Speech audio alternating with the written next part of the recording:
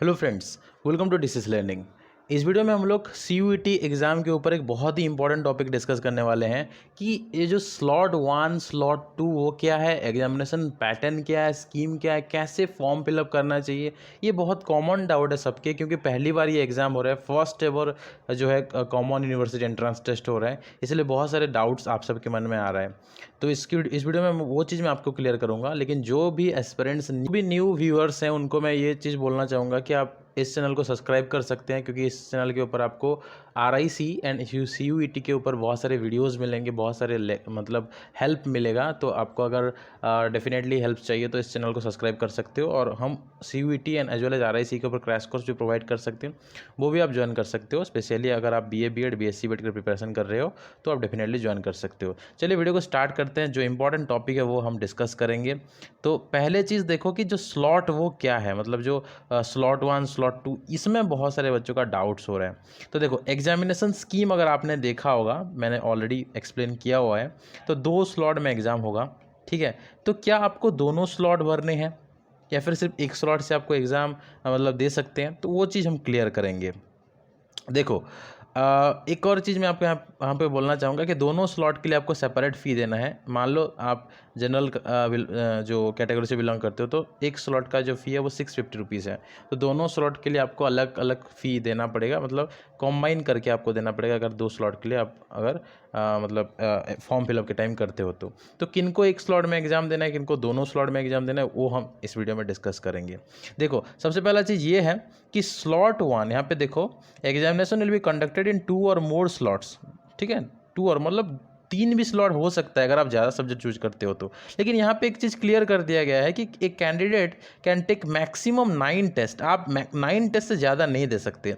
मतलब एक तो आपको लैंग्वेज में से देना पड़ेगा, 6 आप डोमेन सब्जेक्ट में मैक्सिमम दे सकते हो, और एक आपका जनरल टेस्ट होगा। कितना हो गया? 8 हो गया। तो मैक्सिमम 2 लैंग्वेज आप दे सकते हो, ठीक है। मैक्सिमम आप 2 लैंग्वेज ले सकते हो। एक तो जनरल टेस्ट आपको लेना ही है, और 6 आप जो है डोमेन टेस्ट जो है, मतलब डिफरेंट सब्जेक्ट का टेस्ट दे सकते हो। मैक्सिमम 9 टेस्ट आप दे सकते हो, ठीक है।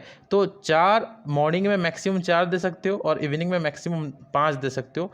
टोटल 9 दे सकते हो, ठीक है। 2 स्लॉट में एग्जाम होगा। लेकिन अगर आपका पेपर अलग अलग दिन में होता है तो फिर आपको अलग अलग स्लॉट्स में भी देना पड़ सकता है, मतलब 2 और मोर स्लॉट्स आपका हो जाएगा, ठीक है।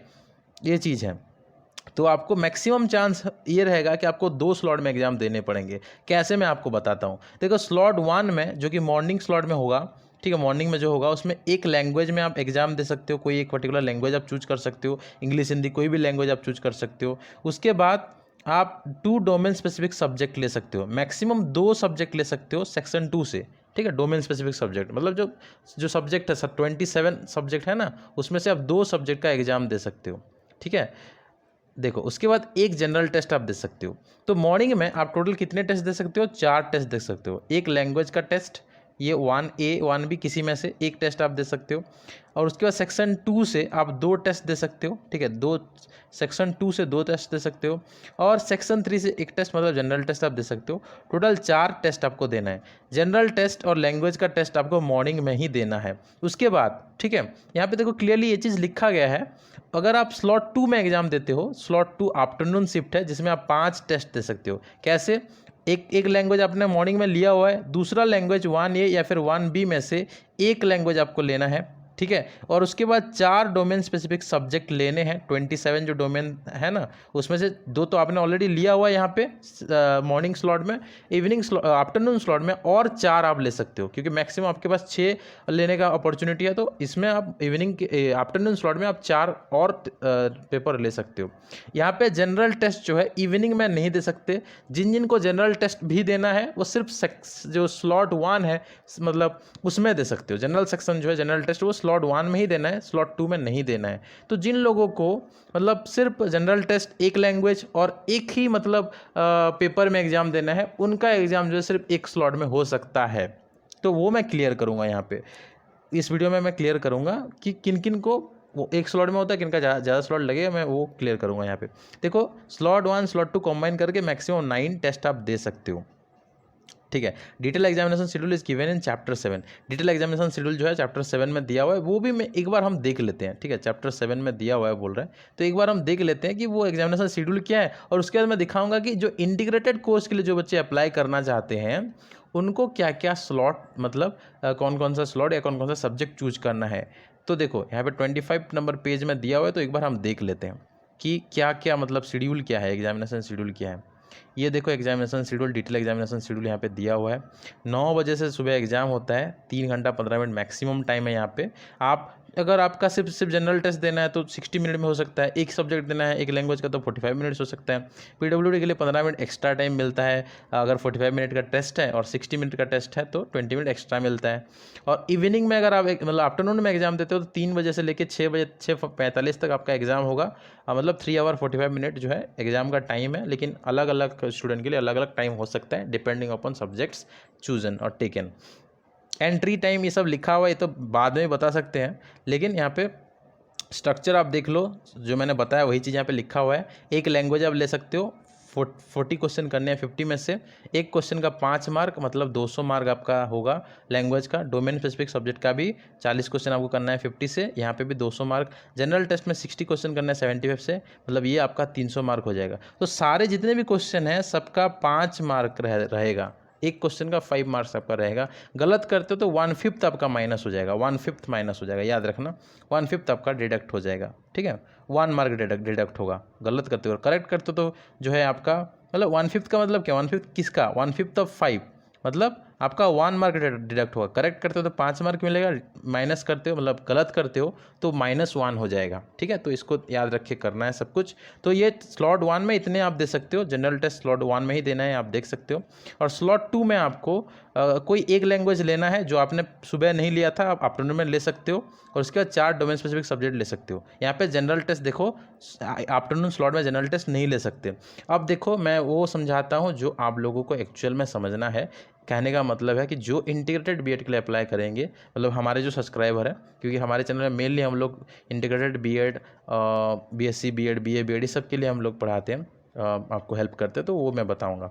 देखो अगर मान लो सिर्फ आप आसाम यूनिवर्सिटी के लिए अप्लाई करते हो, सिर्फ आसाम यूनिवर्सिटी के लिए अप्लाई करते हो, तो यहाँ पे क्या बोला है, टीचिंग एप्टीट्यूड टेस्ट है, फिजिक्स केमिस्ट्री मैथ्स बोला है। यहाँ पे देखो, यहाँ पे आपको जनरल टेस्ट और इंग्लिश नहीं बोला है। इसका मतलब सुबह आपको स्लॉट 1 में 2 पेपर दे सकते हो। टोटल कितना है, 4 पेपर है, 4 सब्जेक्ट है। सुबह 2 से 2 पेपर दे सकते हो, और आफ्टरनून स्लॉट में आप 2 पेपर दे सकते हो। तो 2 पेपर 4 पेपर आपको दोनों ही स्लॉट में एग्जाम देना पड़ेगा आसाम यूनिवर्सिटी के लिए। अगर आप सेंट्रल यूनिवर्सिटी जम्मू के लिए अप्लाई करते हो तो सिर्फ आपको एक ही पेपर देना है, एक ही स्लॉट में, मॉर्निंग स्लॉट में, स्लॉट 1 में ही पेपर देना है, वो भी 60 क्वेश्चन के लिए आपको एग्जाम देना है। ठीक है, सिर्फ जनरल टेस्ट देना है। अगर आप सेंट्रल यूनिवर्सिटी साउथ बिहार के लिए अप्लाई करते हो तो वहाँ पे क्या है, देखो आप मल्टीपल डेफिनेटली अप्लाई करोगे, आप डेफिनेटली मल्टीपल अप्लाई करोगे। मैं बस समझाने के लिए आपको बोल रहा हूँ कि अगर सिर्फ एक ही जगह पे अप्लाई करते हो तो क्या स्ट्रक्चर रहेगा। अगर आप साउथ बिहार में बीए बीएड के लिए अप्लाई करते हो तो इंग्लिश लेना है, उसके बाद यहाँ पे जनरल टेस्ट लेना है। इंग्लिश और जनरल टेस्ट आपका जो है यहाँ पे, ये दोनों सब्जेक्ट इंग्लिश और जनरल टेस्ट जो है ये दोनों आपका स्लॉट 1 में हो गया। स्लॉट 1 में और 2 सब्जेक्ट आपको लेना है। मान के चलो किसी ने हिस्ट्री और ज्योग्राफी को जो है मॉर्निंग में लिया, तो ये 4 सब्जेक्ट आप मॉर्निंग में दे सकते हो। ठीक है, जनरल टेस्ट, इंग्लिश, और मान के चलो आपने टीचिंग एप्टीट्यूड और हिस्ट्री, ये 4 टोटल ये 4 सब्जेक्ट आपने कहाँ कब दिया, मॉर्निंग में दिया। उसके बाद कितना सब्जेक्ट बचा, ज्योग्राफी, पॉलिटिकल साइंस, इकोनॉमिक्स, ये 3 बचा है। ये 3 अब आप कब दोगे, आप सेकंड स्लॉट में दोगे। ये 3 सब्जेक्ट को आप सेकंड स्लॉट में दे सकते हो। तो आपको साउथ बिहार के लिए भरते हो तो आपको दोनों स्लॉट में एग्जाम देना होगा। फर्स्ट स्लॉट में आप 4 पेपर देना है, इंग्लिश कंपलसरी, जनरल टेस्ट, और यहाँ पे टीचिंग एप्टीट्यूड, हिस्ट्री मान के चलो, और आप इवनिंग में ज्योग्राफी, पॉलिटिकल साइंस, इकोनॉमिक्स से दे सकते हो। इस तरह से मतलब समझाने के लिए बता रहा हूँ। कोई भी 2 सब्जेक्ट आप मॉर्निंग में चूज कर सकते हो और बाकी 3 सब्जेक्ट आपको आफ्टरनून स्लॉट में देने हैं। मतलब टोटल कितने पेपर है यहाँ पे, अगर आप साउथ बिहार में बीए बीएड के लिए अप्लाई करते हो तो आपका इंग्लिश एक हो गया, उसके बाद यहाँ पे डोमेन में से 1 2 3 4 5 सब्जेक्ट डोमेन सब्जेक्ट है, और एक जनरल टेस्ट। मतलब टोटल आपको 7 पेपर में एग्जाम, 7 पेपर का एग्जाम देना है आउट ऑफ 9 मैक्सिमम है, आप 7 में एग्जाम दोगे अगर साउथ बिहार में बीए बीएड के लिए अप्लाई करते हो। इसी तरह से साउथ बिहार में अगर आप बीएससी बीएड के लिए अप्लाई करते हो तो सेम चीज़ यहाँ पे है, English compulsory, general test compulsory है, उसके बाद teaching aptitude, physics chemistry biology या फिर फिजिक्स केमिस्ट्री मैथ। तो यहाँ पे 4 यहाँ पे हो जाता है आपका टीचिंग एप्टीट्यूड, उसके बाद फिजिक्स केमिस्ट्री मैथ या बायोलॉजी, 4 डोमेन सब्जेक्ट है, एक आपका हो जाता है इंग्लिश और एक यहाँ पे हो जाता है आपका कौन सा, जनरल टेस्ट। मतलब अगर आप बीएससी बीएड के लिए एग्जाम देते हो तो उस केस में यहाँ पे आपका हो जाएगा, आपको 6 पेपर में एग्जाम देना है आउट ऑफ 9 आपको नहीं देना है, 6 ही देना है मैक्सिमम। आपके पास कितना है, अपॉर्चुनिटी 9 है, लेकिन आप और 6 पेपर मतलब नहीं 9 में से आप 6 पेपर में दोगे तो और 3 पेपर का आपका अपॉर्चुनिटी आप चूज कर सकते हो, लेकिन मिनिमम आपको यहाँ पे 6 चूज करना होगा अगर आप साउथ बिहार के लिए अप्लाई करते हो। तो अगर आप साउथ बिहार के लिए अप्लाई करते हो तो मॉर्निंग में मान के चलो आपने दिया इंग्लिश का, ठीक है, उसके साथ आपने दिया जनरल टेस्ट और उसके साथ मान के चलो आपने दिया कौन सा, फिजिक्स एंड केमिस्ट्री। तो ये मॉर्निंग में अगर आप देते हो तो इवनिंग में क्या, आफ्टरनून में क्या दोगे, आफ्टरनून में आप दोगे टीचिंग एप्टीट्यूड और उसके बाद यहाँ पे बायोलॉजी या फिर मैथ में से किसी एक को आपको देना पड़ेगा। तो इसी तरह से आपको दोनों स्लॉट के लिए फॉर्म भरना है, दोनों स्लॉट के लिए आपको पेमेंट करना होगा। सेंट्रल यूनिवर्सिटी तमिलनाडु के लिए अप्लाई करते हो तो सिर्फ आपको फिजिक्स केमिस्ट्री और मैथ में एग्जाम देना है। तो यहाँ पे ये आप जो है स्लॉट 1 नहीं चूज करने से भी चलेगा, आप स्लॉट 2 में सिर्फ एग्जाम दे सकते हो। अगर आप सेंट्रल यूनिवर्सिटी तमिलनाडु के लिए अप्लाई करते हो तो स्लॉट 2 में ही सिर्फ आप एग्जाम दे सकते हो, 1 का कोई ज़रूरत नहीं है। अगर आप यहाँ पे जो ये जो है हरी सिंह गौर विश्वविद्यालय है जो कि एमपी में है, ठीक है, आपका यहाँ पे सेंट्रल यूनिवर्सिटी है एमपी का, मध्य प्रदेश का, वहाँ पे अगर आप फॉर्म भरते हो तो वहाँ पे देखो क्या मांगा है। यहाँ पे बोला है आपको कौन कौन सा पेपर में एग्जाम देना है, history, geography, political science, social studies, economics, general awareness. तो ये सब अलग अलग है, जनरल अवेयरनेस ये तो जनरल टेस्ट हो गया, और बाकी 1 2 3 4 एक्चुअली 4 पेपर है यहाँ पे, 4 या 5, 1 2 3 4, हाँ 4 पेपर होगा, टोटल 5 पेपर का आपको एग्जाम देना पड़ेगा, ठीक है। इसमें कितना है, इसमें आपको टोटल 4 पेपर में एग्जाम देना होगा। देखो बीए बीएड के लिए थोड़ा एक पेपर एक्स्ट्रा लग रहा है, बीएससी बीएड में अगर 4 है तो बीए बीएड में 5, यहाँ पे बीएससी बीएड में 6 है तो बीए बीएड में 7 लग रहा था, तो एक पेपर वहाँ पे एक्स्ट्रा है, तो उसी अनुसार आपको देना है। तो ये भी आप जो है अलग अलग स्लॉट में देना पड़ेगा, क्योंकि सुबह वाला स्लॉट में आप 2 ही जो डोमेन स्पेसिफिक सब्जेक्ट दे सकते हो, लेकिन यहाँ पे कितना है, 3 है, 3 डोमेन स्पेसिफिक है। तो सुबह आप 2 डोमेन स्पेसिफिक सब्जेक्ट और एक जनरल टेस्ट देते हो, और आफ्टरनून स्लॉट में एक और पेपर में आपको एग्जाम देना होगा, इनका सब बीएससी बीएड। बीए बीएड के केस में सुबह आप 2 पेपर में एग्जाम दोगे और जनरल टेस्ट, और आफ्टरनून में भी 2 पेपर में आपको एग्जाम देना होगा। तो आपको दोनों स्लॉट चूज करना है अगर आप ये वाला यूनिवर्सिटी चूज करते हो। तो अगर आप मिजोरम यूनिवर्सिटी चूज करते हो तो वहाँ पे आपको इंग्लिश और टीचिंग एप्टीट्यूड देना है, ये सिर्फ आप एक ही स्लॉट में दे सकते हो। तो मिजोरम यूनिवर्सिटी चूज करते हो तो सिर्फ आपको स्लॉट 1 में ही एग्जाम देना पड़ेगा, ठीक है, स्लॉट 2 का कोई ज़रूरत आपको नहीं है। और नॉर्थ ईस्ट हिल यूनिवर्सिटी में अप्लाई करते हो तो ये तो पीजी वाला होगा क्योंकि बैचलर ऑफ एजुकेशन है, तो यहाँ पे सिर्फ एक ही स्लॉट में एग्जाम दे सकते हो, वो है जीटी का एग्जाम देना है आपको। और तेजपुर यूनिवर्सिटी में अप्लाई करते हो तो वहाँ पे English chemistry, English physics, English math इस तरह से मांगा है, क्योंकि यहाँ पे बीएससी बीएड है, तो ये भी सिर्फ एक ही स्लॉट में आप एग्जाम दे सकते हो, तेजपुर यूनिवर्सिटी। दिल्ली यूनिवर्सिटी का बात करेंगे तो यहाँ पे इंग्लिश और यहाँ पे 3 सब्जेक्ट फ्रॉम सेक्शन 2 बोल रहा है, इसका मतलब आपको इंग्लिश में एग्जाम दे, इंग्लिश और सुबह और 2 सब्जेक्ट में दे सकते हो, और आफ्टरनून वाला स्लॉट में एक और सब्जेक्ट आपको लेना पड़ेगा। और IIMT यूनिवर्सिटी का बात करते हो तो ये तो पीजी वाला है, ये छोड़ दो। तीर्थंकर महावीर यूनिवर्सिटी के लिए अप्लाई करते हो तो यहाँ पे सिर्फ जनरल टेस्ट मांगा है, मतलब स्लॉट 1 में ही आपको एग्जाम देना है, स्लॉट 2 का कोई यहाँ पे ज़रूरत नहीं है। और गांधीग्राम रूरल यूनिवर्सिटी जो है उसमें एग्जाम देते हो तो आपको 2 स्लॉट लेना पड़ेगा, 3 सब्जेक्ट है, स्लॉट 1 में 2 सब्जेक्ट ले सकते हो और स्लॉट 2 में 1 सब्जेक्ट आप ले सकते हो। तो इस तरह से आपको जो है एग्ज़ाम देना है, ठीक है। तो ये देखो लेकिन आप मल्टीपल अप्लाई करोगे तो एक में तो नहीं करोगे, क्योंकि चांसेस कम हो जाएंगे फिर आपका सिलेक्शन का। मल्टीपल पे अप्लाई करोगे तो आपको देखो इंग्लिश तो डेफिनेटली लेना है, टीचिंग एप्टीट्यूड डेफिनेटली लेना है, जनरल टेस्ट डेफिनेटली लेना है। इसके अलावा और क्या लेना है, इसके अलावा अगर बीएससी बीएड के लिए अप्लाई करते हो तो फिजिक्स केमिस्ट्री बायोलॉजी लेना है, या फिर फिजिक्स केमिस्ट्री मैथ्स लेना है। पीसीएम के लिए अप्लाई करते हो तो फिजिक्स केमिस्ट्री मैथ लेना है। सीबीजेड के लिए अप्लाई करते हो तो फिजिक्स केमिस्ट्री बायोलॉजी लेना है।